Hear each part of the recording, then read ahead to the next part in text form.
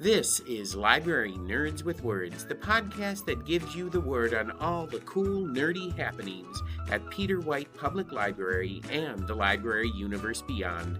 From books and concerts to search engines and story times, the library nerds are in and ready to show you that being a nerd can be cool. Get ready, get set, get nerdy.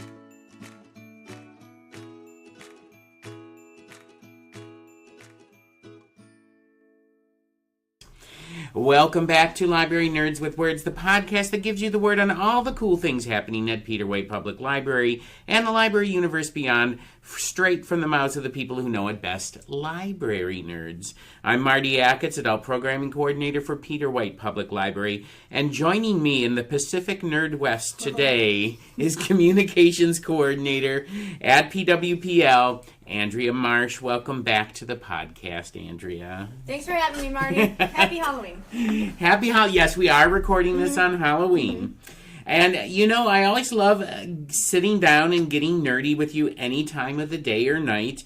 And there's always a lot of foot traffic in the nerd penthouse from other library nerds who like stopping by to share in our nerdy fun.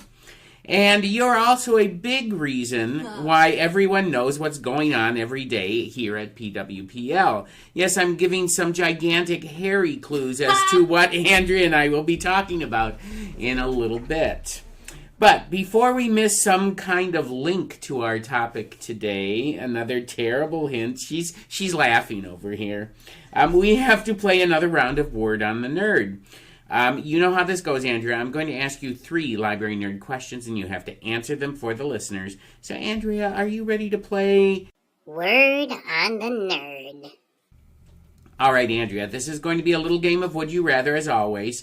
I'm going to ask you 3 Would You Rather questions, and you have to truthfully answer them. And today, all of your questions have to do with cryptozoology. Oh, boy. My favorite words sandwiched together. It's crypto and zoology. All right, so here's your first question. Would you rather go on a date skiing with the abominable snowman, or would you rather go on a date chasing squirrels with Dogman? Wow, this is a really good question. I'm not typically stumped, but both sound rather appealing. So I feel like to go skiing with a Yeti, I would need to travel, and I'd really have to think about how I'm going to keep my toes cold, because that's the crux of winter sports. That is, you get yes. Cold. You do get cold. Your little phalanges and metacarpals, they get so chilly. Yes. So frostbite is always a factor. Mm-hmm. And I've seen images.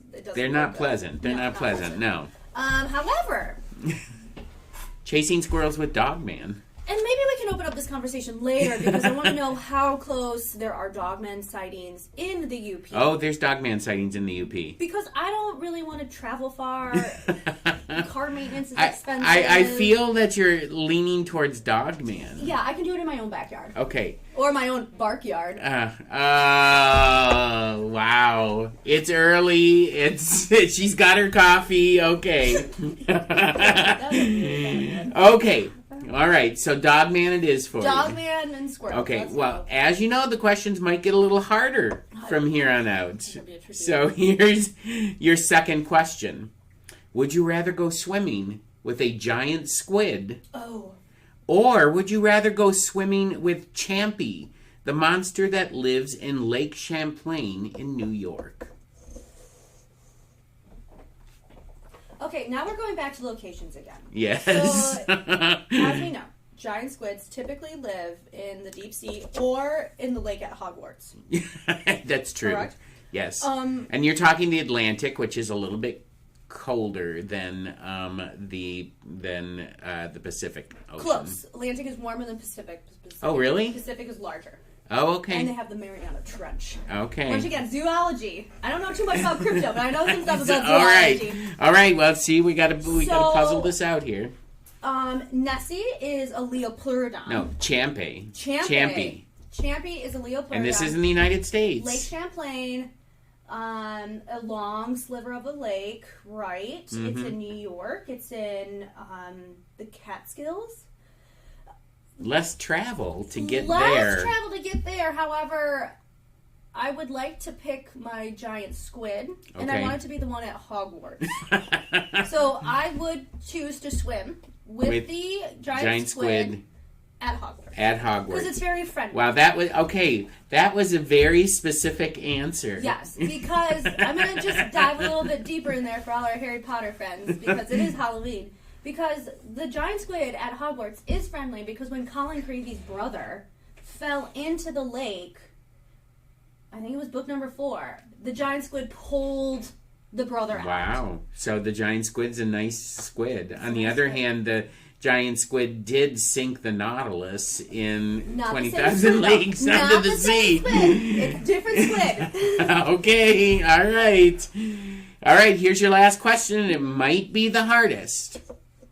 Would you rather listen to poems about Bigfoot, or would you rather listen to poems about Mothman? Is this a trick question? This is not a trick question. Okay. What episode was it when Emily and I were sharing ghost stories? Oh gosh, that was quite a while ago, like in Yeah. the summer, I think. I think we should do a repeat of that. Mhm. So, viewers, check out the www.pwl.info recorded programs page, and I'm gonna upload that one. Because Emily was sharing some really good ghost stories in that one, and I also shared one of my own. And I remember watching the Mothman Project when I was a kid. Terrified me. Yes. Terrified me so much that now when I see a moth, I'm like, okay, here's my death sentence. Here it comes. All these bridges are gonna collapse. Like we're not gonna make it. I find that the images of Mothman are a little more frightening than Bigfoot as well. Yeah. Do you think it's like the red beady eyes? It's the red beady eyes. It's so terrifying. It's like when you work in our we live and work in the penthouse on the top floor of Peter White. And when I'm here at night and it's dark out there, I refuse to look over at the window because I have this like fear of seeing something staring back. Can you imagine a Mothman staring in at you? I don't want to imagine. So, which leads me to my answer. Let's go Bigfoot. Let's go Bigfoot poetry. Okay. All right. Well, there you have it. We have come to the end of this cryptozoological edition of Word on the Nerd, this time with Andrea Marsh, Communications Coordinator here at PWPL. And now the time has come, Andrea, to find out what topic has left footprints in your brain. Yes, that's another clue as to today's subject. So why don't you share with us the word? All right, Andrea, what is on your mind today? Well, we have a couple really crazy things that are happening in our world right now. One is, viewers, as you know, we record these episodes prior to releasing Usually a week before. Yep. So today is Halloween. Coincidentally, it is also Peter White's birthday. Oh, I didn't know that. Yeah, Peter White is a Halloween baby. Okay. Maybe he was born or he died. I think he was born on Halloween. Just for the sake of this podcast. I will Google it. You can fact check this because it is a political season. You should always fact check everything you are hearing and reading. Oh, and it will still be the political season on Monday when this podcast is released. But lucky for you readers, we're not here to talk about politics. No. We are here to talk about more important pressing issues, and that is Bigfoot.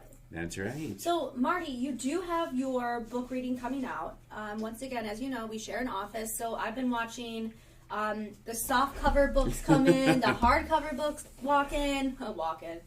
And I'm waiting to hear poems from this book because I want it to be at the event. Oh, because I was going to read a poem today. You can read a poem.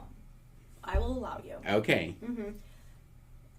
But I'm really excited to see all the cryptozoology fans at your event. All of the local authors that you've been supporting throughout the years and their readings come. And I think it's going to be a really wonderful turnout. I really hope so. I mean, Tia and Elizabeth, they had us on their show last Thursday, and we had a great time talking Bigfoot and doing what Bigfoot. kind of game did you play? We played Pin pin the clothes on Bigfoot. Oh man! So we were blindfolded and we spun around and we had to pin bikinis and stuff on Bigfoot. Tia did that. That's very Tia. She's a great game master. What a fun thing to do with Bigfoot. Yes, yeah, we had lots of fun. And of course the reading is November 7th, Thursday, in the community room, 6:30 p.m. You can come beforehand. We're going to have snacks.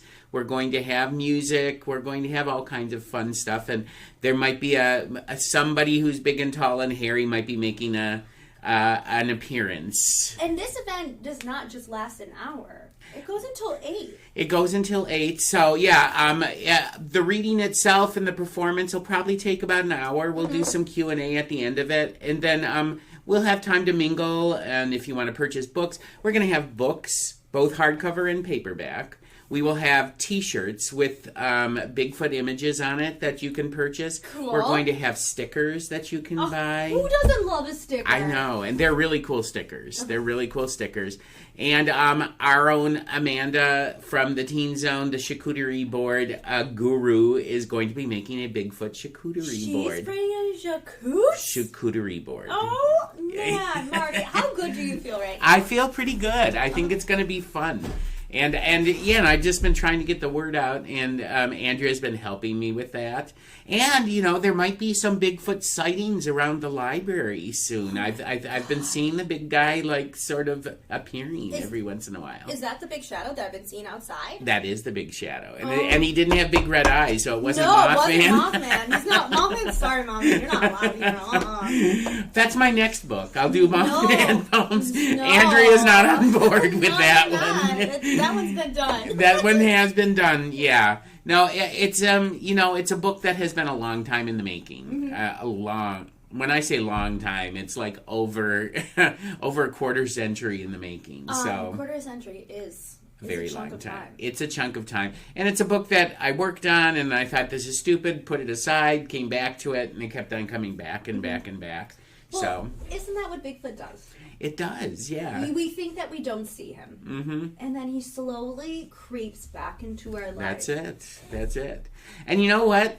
I've always wondered what Bigfoot eats, and I've got a poem that I'm going to share with could you please share? Yes. This is what's called an abecedarian poem. Okay. And what an abecedarian poem is a poem usually where each line begins with the next letter of the alphabet. A, B, C, D, A, B, C, D, F, G. So usually you have that it's 26 lines long. But this poem in particular, however, every word starts with the next letter of the alphabet. So it goes from A to Z. Wow. Okay, I'm ready. Okay, this is called Bigfoot Hungers.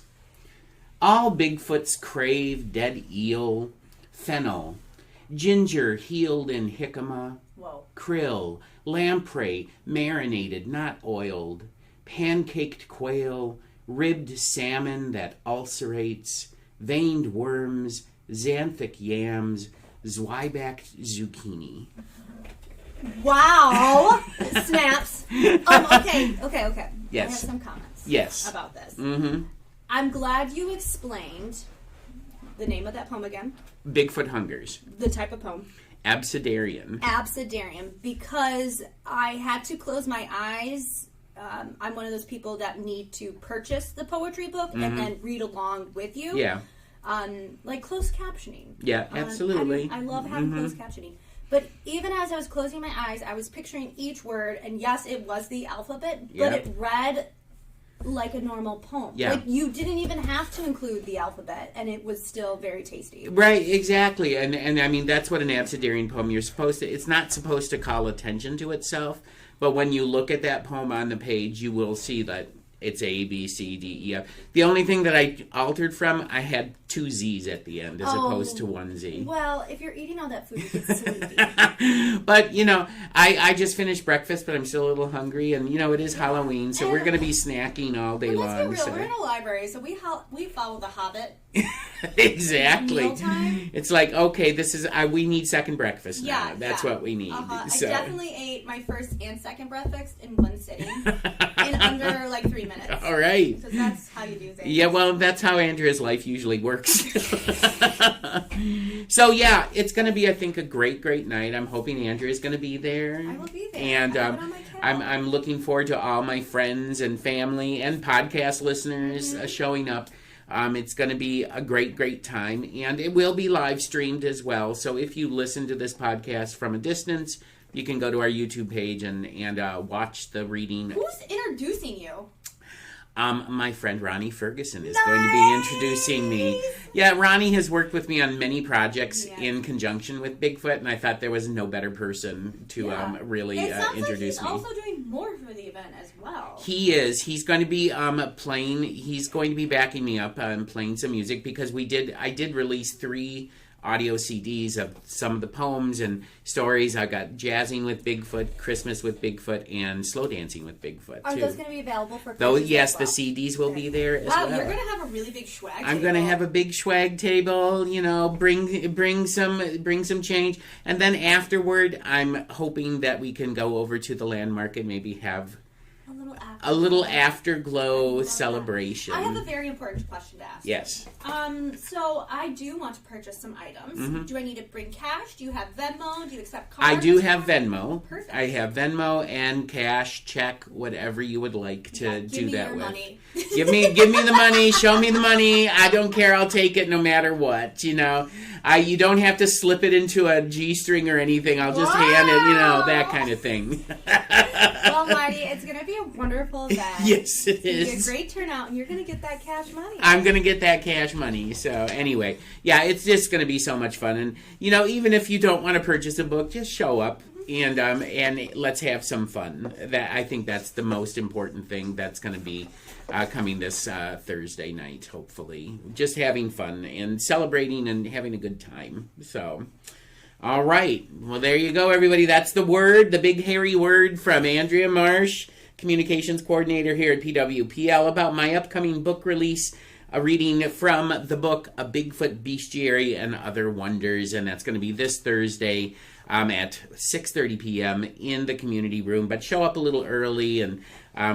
let's talk a little bit. And I just got my outfit that I was going to wear. So wait until you see this. You can't wait for this. Oh, everybody should come dressed to impress too. Why not? Why not? Bring your most hairy attire. Wait until you see what I have. Oh my God. All right. But I can't let you leave Nerd Squatch Central just yet, Andrea. First, we have to find out what you've been reading that's been distracting you recently. If you have, it's a little segment on the podcast we call Off the Shelf. All right, Andrea, what book would you like to recommend today? This is the craziest thing. I'm actually not reading anything right now. Oh, wow. Because I got done with The Bright Hour, Nina Riggs, and Nightingale by Chris and Hannah, and I cried so much between those 2 books. You have to take a break? Yeah, I'm kind of destroyed at the moment. Oh, boy. But then you have to read Wandering Stars. Yep, so really prepping myself for that one. So what I've been doing to kind of like get myself back in the reading mood is I've been watching Paris 2024 Olympics. I loved the Olympics this summer. Yep, so I just watched the opening ceremony for the first time last night. Oh, with Celine Dion and all that? I didn't even get that far because it was 4 hours long. Oh my God. It was such a beautiful opening ceremony. It was, and... You're going to cry when you see Celine. I already have cried. I was laying on the couch. I was at my boyfriend's house, and he was, like, tidying up because he's leaving town. And I'm bawling on the couch, and he's like, "Are you okay?" Like... what are you watching? And he's like, "You're watching the opening ceremony." I'm like, "Yes, I am." And the thing that Paris did so well is not only did they go against the grain and not have it in a stadium, the opening ceremonies, but they also highlighted the cultural significance that Paris has had on the world in these really simple ways. Like there was one where they were outside of a castle. Yes, I don't know what the castle is. But then a heavy metal band was playing. That would probably be Versailles. No, it wasn't Versailles? It wasn't Versailles. Oh, okay. And they uplighted your Versailles gowns, Rococo, I think that's called, your Rococo gowns. They were all red in the windows. And this was a moment that they were highlighting some war that happened. We have a couple to choose from. I'm not sure which one it was. Probably French Revolution. That one's very, very popular. And a lot of people lose their heads over that one. They pun intended. And they just shot like red ribbon out of like cannon guns. That's amazing. So it was like it was significant of a war, but it was so simple. And they went from heavy rock featuring something in contemporary Paris, and then they juxtaposed it with like opera. And I was just like, man, Paris. It was so good. I cried. Yeah, and the fact, what I really loved about that, it was literally through the whole city. The whole city. I mean, you did not have to purchase a ticket. No. In order to be a part of the opening ceremony. How Parisian is that? I know. And I mean, because you think about when it comes to LA in 2028, how expensive those tickets for opening ceremonies and everything is going to be. Oh, capitalism. Well, yeah, you know. You know, Andrea and I have certain ideas about capitalism. We do. And maybe that will be the next podcast, is the Olympics of capitalism. We just talk about those two things. We can do that, but all right. So what Andrea is recommending is the opening ceremonies from the Paris Olympics. And wait until you get to Celine Dion singing. I mean, that just about killed me. So I think it's a great thing to watch because the winter months are coming and everything is like light and warm and there's green. So you can kind of escape from reality. Are you going to be like going back to the Olympics all winter long? Probably. Yes. Actually, yes. Yes, I will be. All right. Well, there you have it. That's Andrea's recommendation of something that you should, I guess, stream. Yeah, stream. Off the Shelf. And we have come to the end of this week's Bigfoot episode of Library Nerds with Words. I want to thank Andrea Marsh, Communications Coordinator here at Peter White Public Library, for going nerdfoot hunting with me today. Come back next week when I will be sitting down with Amanda Pierce, head of the Teen Zone, to talk about our upcoming Merry Movie Mayhem Part 2 at PWPL. Go ahead, do the horn sound.